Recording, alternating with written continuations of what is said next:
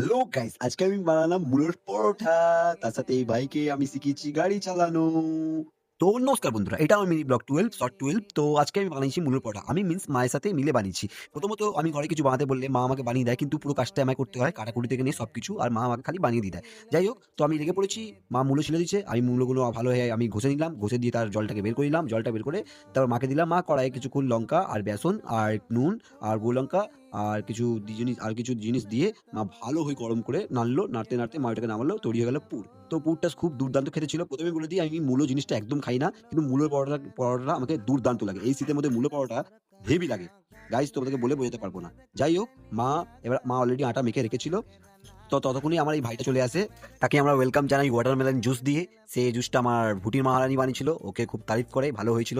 এই শীতকালে watermelon juice খেয়ে ওর খুব ভালো লেগেছিল। আমাকেও ভালো লেগেছিল বলতে নেই। তো ওর মেইন উদ্দেশ্য আসা হয়েছে ওর গাড়ি চালানো শেখানো। তো ভাইটা নতুন গাড়ি নেবে।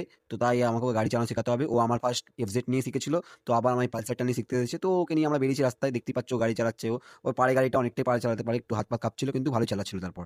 এইসব করতে, করতেই আমরা ঘরে চলে আসি। ঘরে এসে দেখি মায়ের কাজ অনেকটা হয়ে গেছিল। মা নিজেই পুর ভরছিল, খুব সুন্দরভাবে নিজেই বেলছিল আর নিজেই মা শিখে, শিখে তুলছিল। তারপর মা আমাদের খেয়ে দেয়। ফুলকপির ঝোল তরকারি করে।